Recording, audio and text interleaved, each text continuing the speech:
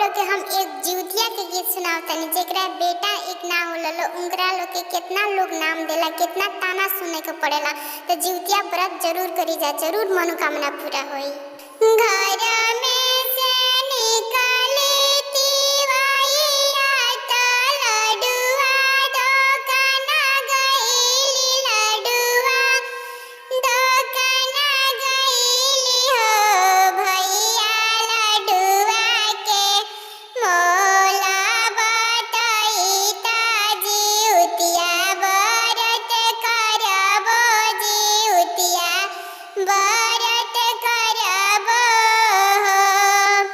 इहवा से हट तिवैया त हट दोकान आगे हो, ए तिवई जनमे के हाउ तू बजनिया जिउतिया कैसे करबो, जिउतिया कैसे भूखबो हो।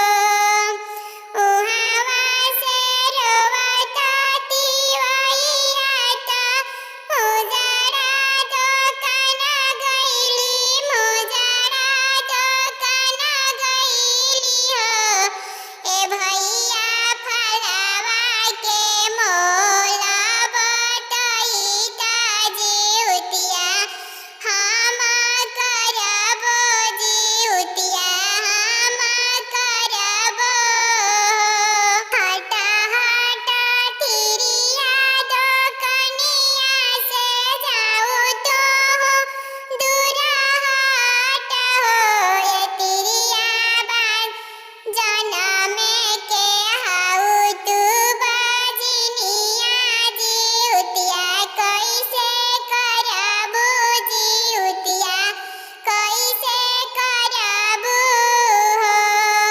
उहावा से रोवत तिवैया त घरवा के पहुँचली, घरवा के पहुँचली दुनू आँखे लोरा ढारे हो। घरवा के जाई तिवई रोदना पसारेली दुनू आँखे नीर ढारे हो। ए जित्या माई देई दे तू गोदी में